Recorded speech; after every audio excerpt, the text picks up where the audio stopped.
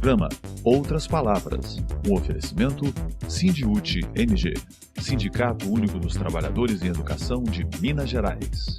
Olá, neste programa destacamos momentos históricos do 11º Congresso Estadual do Sindiúti. Ainda as mulheres nessa sociedade estão num lugar de subordinação, onde nós somos ditas de menor valor, de menor capacidade. E isso tem uma raiz profunda, que é um componente organizador da nossa sociedade que chama patriarcado. Vez e voz a quem luta e educa. O que está acontecendo com a educação hoje? Eu acho que a educação como saúde está sucateada. Nós, enquanto categoria, queremos resolver essa situação em greve, porque quando a gente vai para a sala de aula, a gente é professora, a gente não está fazendo greve, não temos cabeça para fazer greve. Educação em Debate. Você acompanha agora os principais momentos do 11º Congresso do Sindiúti MG, realizado no Expo Minas. Durante o 11º Congresso Estadual do Sindiúti, Jocely Andreoli, da Direção Nacional do Movimento dos Atingidos por Barragens MAB e da Plataforma Operária e Camponesa da Energia, pautou o calendário de lutas da classe trabalhadora. Reforçou que recursos naturais, riquezas como a água e o petróleo, são estratégicos e disse que o Brasil paga o preço do golpe por ter esses recursos em abundância. Nós vimos nos últimos anos que onde tem petróleo, tem intervenção, tem guerras colocadas no mundo nesse momento. A descoberta do pré-sal colocou o Brasil nesse cenário da disputa aguda, da intervenção internacional sobre essa grande riqueza. Não só o petróleo, mas aqui tem 12% da água doce do mundo. Não só água e petróleo, mas aqui tem os minérios estratégicos para a indústria desse momento histórico.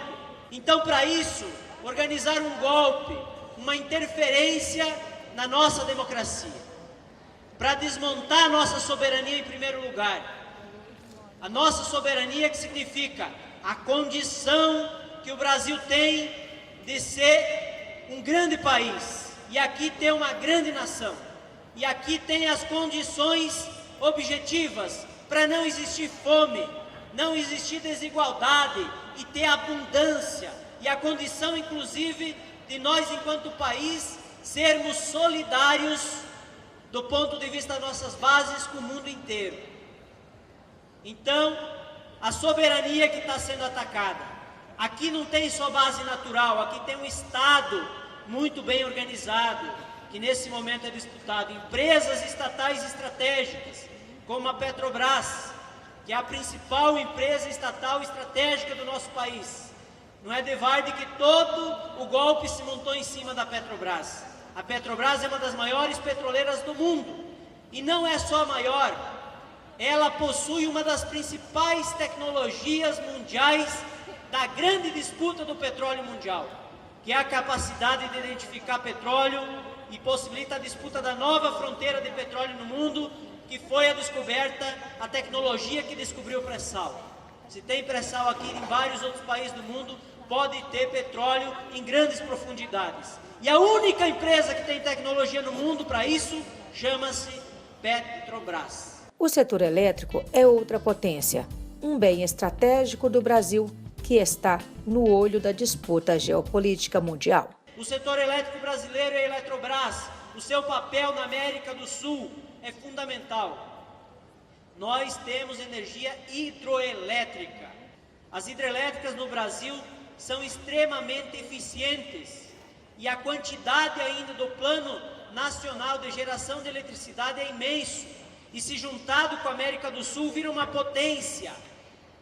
Então, do ponto de vista da energia, que é um bem estratégico nessa disputa geopolítica, o Brasil e a América do Sul é uma grande potência. Se juntar a Venezuela e o Brasil, nós ficamos maior que a Arábia Saudita. Nós temos as condições de petróleo para o mundo todo. Se juntar o setor elétrico na América do Sul, não existe potência no mundo com a capacidade de energia que tem essa região do mundo. E a energia é uma disputa central no mundo. Jocely Andreoli também citou outras empresas brasileiras, cobiçadas pelo mercado financeiro internacional e disse que o governo federal faz de tudo hoje para privatizar o que o Brasil tem de melhor. Outras várias empresas que estão sendo privatizadas e atacadas, como a Embraer, de alto nível tecnológico, nossa empresa brasileira, trabalho brasileiro, tecnologia brasileira, foi privatizada. Ou seja, os bancos públicos, que é o próximo ataque, a Caixa Econômica Federal, o BNDES, a parte do Banco do Brasil ainda, tiveram a cara de pau, inclusive propor a privatização da Casa da Moeda. A continuidade desse golpe tem como estratégia manter o debate eleitoral 2018. Esse foi o primeiro plano e por isso prenderam Lula, para tentar ter chance eleitoral, para legitimar o golpe a partir de dizer que não houve um golpe, está retomada a democracia porque vai ter eleições em 2018. Mas eleições, como estavam previstas, não está dando certo. A prisão do Lula não dividiu a esquerda. Eles não desmoralizaram o Lula. O Lula só cresce nas pesquisas.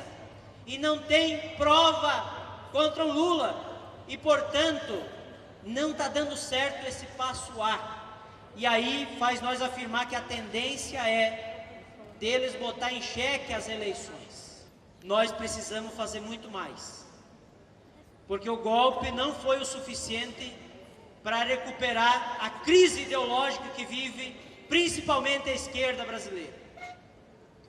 Nós não superamos a crise ideológica em nosso país. Então, esse é um ponto importante.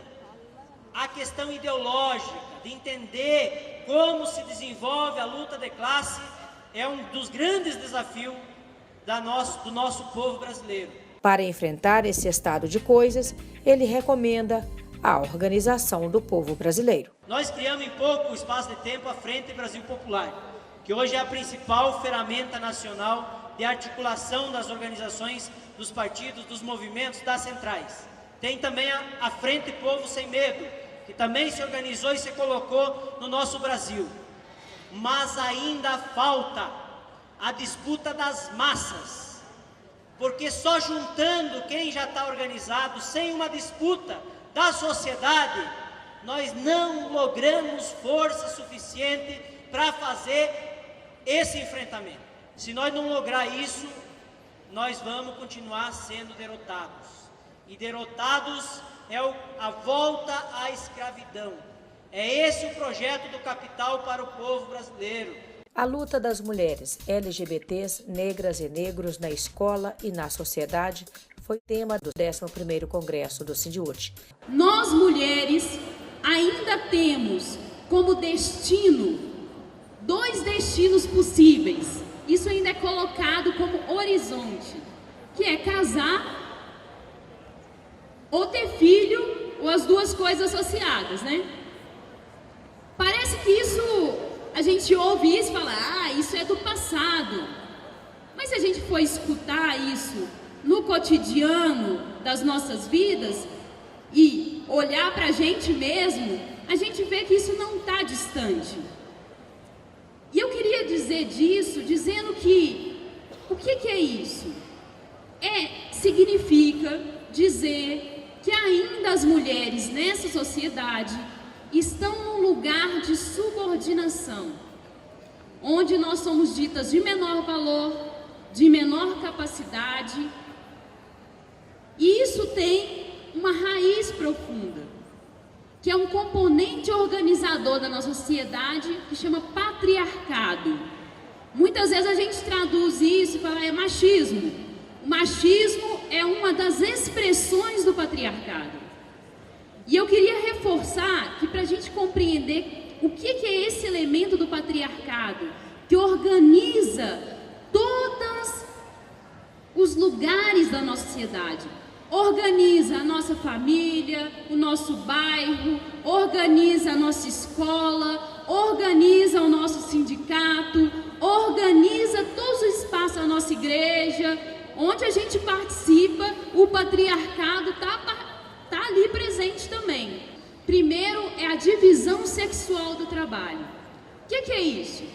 É dizer que nessa sociedade o trabalho é a divisão sexual do trabalho, ela faz o seguinte: ela divide primeiro o que é do público e o que é do privado, sendo o privado destinado principalmente às mulheres e o público destinado para os homens. Reforçou que muitas vezes a própria educação sustenta ideologias patriarcais que valorizam o homem e reduz a importância da mulher na vida pessoal e também no mundo do trabalho. Aquilo que é destinado ao privado e das mulheres tem menos valor ou nem é considerado trabalho, e aquilo que é destinado aos homens tem mais valor e é mais valorizado.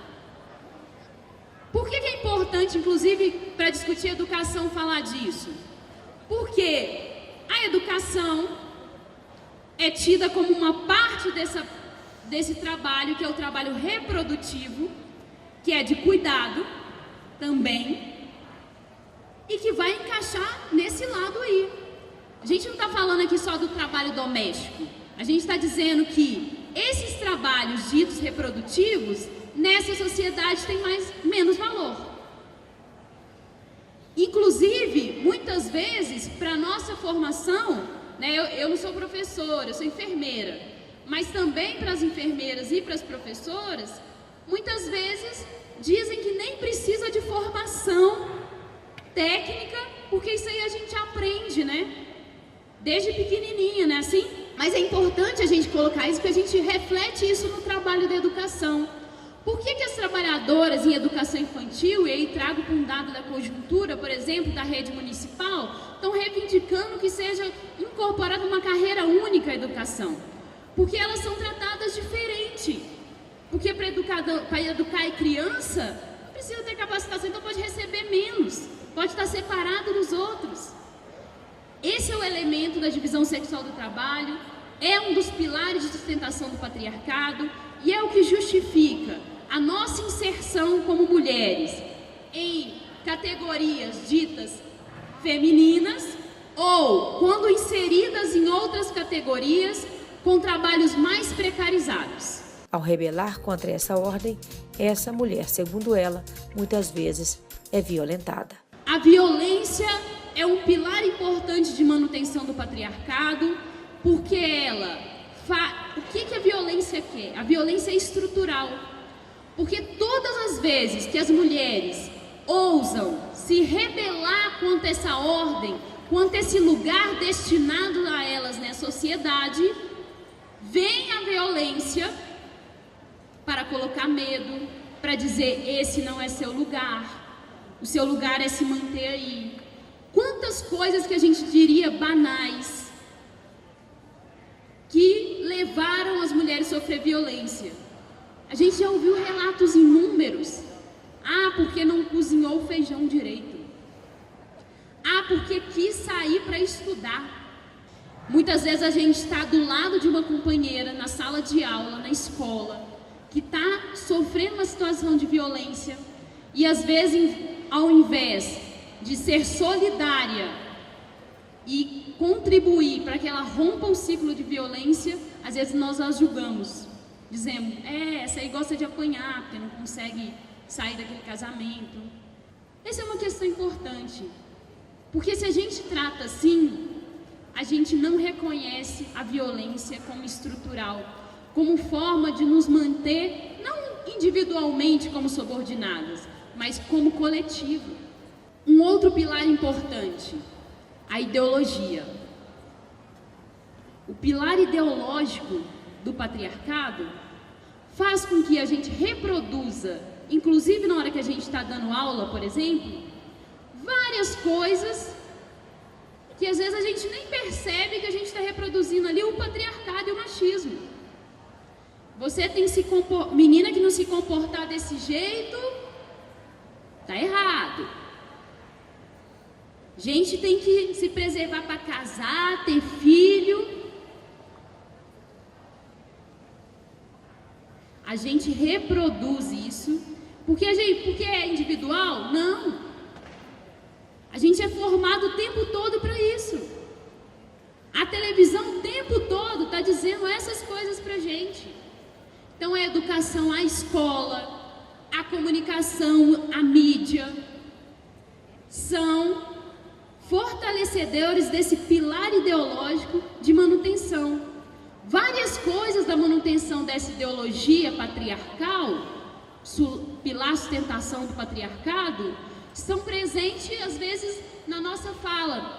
Ai, sempre foi assim. Me ensinaram desse jeito. E às vezes a gente vai reproduzindo, sem questionar, que essa lógica, nós estamos reproduzindo essa lógica machista e patriarcal da nossa organização da sociedade. Conceição Oliveira, historiadora, feminista, educadora pela USP, do blog Maria Fro, após dizer na sua palestra que trouxe como temática "O golpe foi televisionado, mídia e democracia", conversou com outras palavras e deixou algumas dicas de como os profissionais da educação podem lançar mão da tecnologia no processo pedagógico para disputar opiniões e contrapor o que a mídia comercial insiste em dizer. Olha, eu acho que uma disputa, e melhor que professor não há, se dá dentro da própria sala de aula, que é a gente educar para a mídia, né? Como é que a gente faz, por exemplo, das plataformas digitais que tem por aí, como é que a gente faz disso algo importante dentro do processo pedagógico? Então, assim, os nossos adolescentes, as nossas crianças já nascem chipadas, né? Eles já nascem mexendo na internet, já nascem entendendo, é bastante intuitivo. Por que a gente não se apropria disso e faz disso um instrumento pedagógico? Esse é um campo. O outro se dá que a gente precisa entender as teorias de comunicação, a gente precisa analisar a neurociência, né? O pensamento cognitivo está mudando. Há hoje alguns estudos que você usa do comportamento de massa, né? Mexendo mesmo no afeto, no sentimento, para tentar impor uma ideia, né? Isso não é recente, mas com a rede isso ganha uma potência muito grande. A gente vivenciou isso um pouco com a greve dos petroleiros, porque tinha uma boataria danada e as pessoas ficavam com medo, não sabiam direito o que fazer, se era verdade ou não. Quando a gente vai educando, isso é um processo, vai se autoeducando também, vai educando os professores, os alunos, a gente vai conseguindo educar a sociedade. Exemplo, a gente ouve um áudio e fala, bom, tá, qual a veracidade disso? Foi onde? Quem é que falou? Eu acho que assim, a primeira coisa é sempre desconfiar. A gente tem uma mania, e as redes ajudam nisso, porque fala, foi fulano que me passou, eu acredito em fulano, né? E aí a gente vira um multiplicador disso. Mas o áudio principalmente, a gente tem que sempre falar, pera, então vamos ver se tem em outro lugar, daí vai procurar nas fontes que você acha confiável. Uma imagem. Que imagem é essa? A gente tem, por exemplo, nos mecanismos de busca, fazer busca por imagem, ver onde ela apareceu, pelo tema do vídeo. A gente coloca as palavras-chave na busca e vê se aparece alguma reportagem, a gente consegue localizar.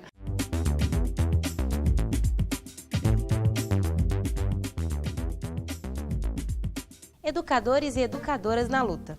A luta das professoras da educação infantil de Belo Horizonte, a pauta que move essa categoria numa greve de mais de 50 dias, foi tema do programa Roda de Conversa produzido pelo Sindiúte. A professora e membro da Comissão de Negociação, Paula Dalferro, fala da importância da primeira infância e por que essas profissionais querem carreira única. O que a educação infantil é? A educação infantil é inserir essa criança num contexto social.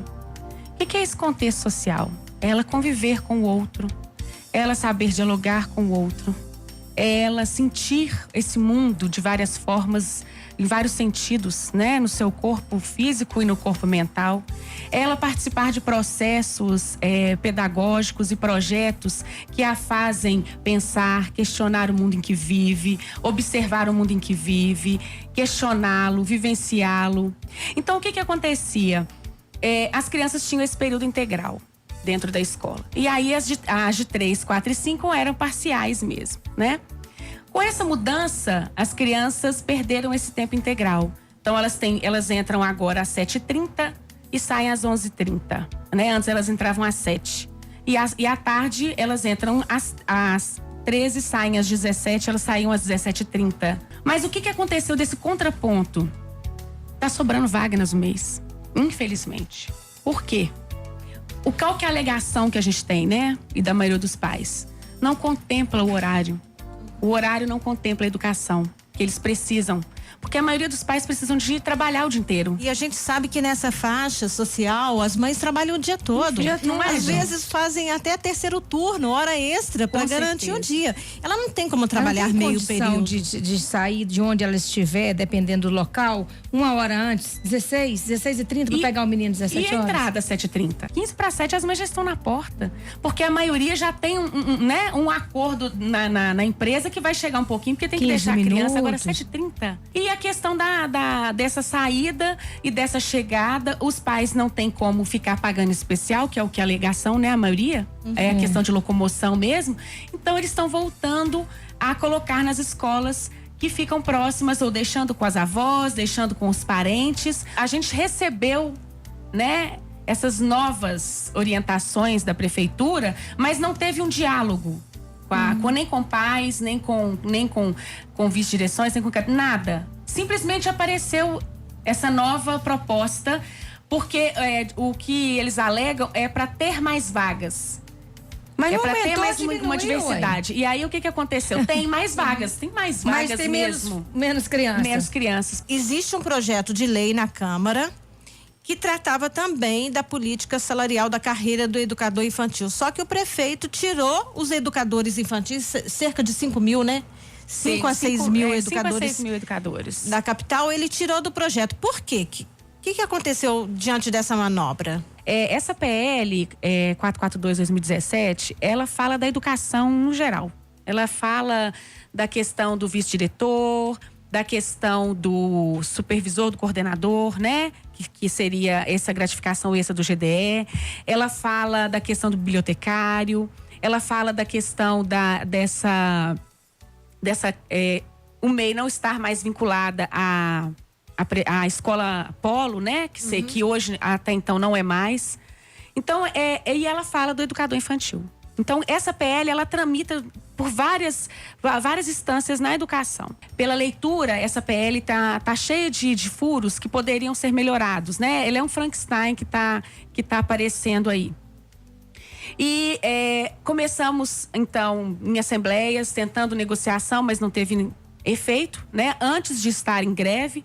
No dia 23 de abril, a gente entrou em greve, fomos à porta da prefeitura, num ato muito bonito, onde tinha muitas crianças, onde tinha pais, né? Nós, professoras, enquanto mulheres, nós recebemos o tratamento de uma ditadura militar, na qual a gente recebeu caveirão, tropa de choque, bombas de efeito moral. Eu estava lá, é simplesmente muito complicado, é muito difícil a gente falar. Nós estamos tendo muitos pais a nosso favor. Nós já procuramos Ministério Público do Trabalho, o Proeduc, o Conselho Municipal de Educação, a pedido dos pais. Ele foi realizado no dia 7, às 18h30 na SMED. A gente já fez vários atos na SMED e fomos recebidas por vários guardas municipais como se nós fôssemos acabar com o prédio, né? E nós só fomos lá entregar nossas reivindicações diante do que a gente está vivendo. A gente espera que isso acabe o mais rápido possível, porque nós também já estamos querendo voltar para a nossa sala de aula, né? Receber os nossos alunos. E diante do que ele coloca, quando ele fala que ele só vai atender a categoria quando a categoria voltar para a sala de aula, ele não está pensando nessas crianças. Porque nós, enquanto categoria, queremos resolver essa situação em greve, porque quando a gente vai para a sala de aula, a gente é professora, a gente não está fazendo greve, não temos cabeça para fazer greve. Nós temos que receber esse aluno, inserir ele de novo dentro da escola, nos seus tempos, nos seus espaços, porque não é fácil para a criança. Agora ela está sem rumo. Cada dia ela está num lugar, às vezes ela está meio horário com a mãe, ou com a avó, com a tia, ou com a mãe no serviço, quando tem condições de ir. Como é esse dia a dia? Bom, eu trabalho praticamente 3 turnos, né? Porque eu não sou só da prefeitura, eu também trabalho no estado. e dou aula 3 horários praticamente para poder dar conta da minha vida pessoal, né? Porque a gente que é mãe também, não só professora, a gente também quer dar o melhor. Toda mãe quer dar o melhor, né? Sim.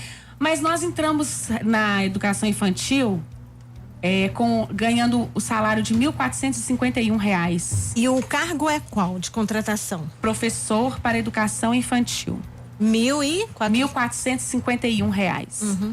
Com os descontos vai para 1.100, vamos colocar assim, né? Que a gente recebe mesmo. O professor do ensino fundamental, ele entra na rede ganhando R$ 2.300. A gente não tem um plano de carreira como o professor do fundamental tem. Então, eu tô no nível 1, quando eu saio do probatório, eu vou pro nível 2, e aí a gente vai colocando as carreiras pós-graduação, graduação, né, mestrado, doutorado. A gente pode ter somente 3 graduações e mestrado e doutorado, né? O que acontece com o professor? Ele tem a carreira separada, ele já entra no nível 10, e ele tem também paralela à carreira as especializações, o que nós não temos enquanto categoria. O nosso é tudo junto. Uhum. Então, a gente não sobe muito. Vamos colocar que a gente termina, vamos aposentar, vamos colocar assim, no nível 15, e o professor vai até o nível 24. Uhum. Então, a gente quer que ele unifica para a gente também ter esse mesmo direito. Ele coloca que ele está dando para a gente 21% de aumento. Ele está dando para a gente um nível a mais dentro da PL. A PL contemplava 3 níveis, né? Com o primeiro, a gente entra no primeiro nível, com mais 3, a gente fica com 5 níveis no total, né? Porque a gente entra no nível 1 com mais 3 níveis que ele contemplava, a gente está ficando com 5, saindo do que ele está colocando aí. O que está acontecendo com a educação hoje? Eu acho que a educação como saúde está sucateada, né? Governo, eu falo que o governo não está pensando nessa população. Ele quer que a gente acredite que a única forma de melhoria é privatizando, é fazendo essa privatização. E a gente sabe que isso não existe. O dinheiro existe, agora ele está sendo mal direcionado. Para onde esse dinheiro está indo, a gente tem que descobrir. Calendário de lutas. A PEC 49, que propõe inserir o piso salarial na Constituição do Estado, teve parecer aprovado na última terça-feira, 12 de junho de 2018, na Comissão Especial da Assembleia Legislativa de Minas Gerais.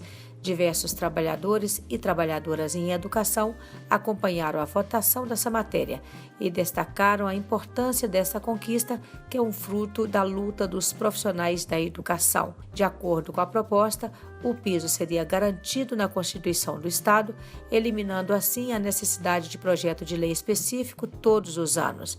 A PEC segue agora para a votação em primeiro turno no plenário da Assembleia Legislativa. A gente espera que a partir do próximo ano já se torne automático, né, a proposição do reajuste conforme o piso nacional do magistério, sem necessidade de ser encaminhado pelo Executivo, o Legislativo. Então, anualmente a gente tem essa garantia do reajuste conforme prevê a lei federal, e que os educadores do Estado de Minas, não só os professores, mas as 8 carreiras da educação em Minas Gerais tenham garantido esse reajuste do piso. Nós estamos em estado de greve justamente vigilantes a aprovação dessa emenda aqui na Assembleia.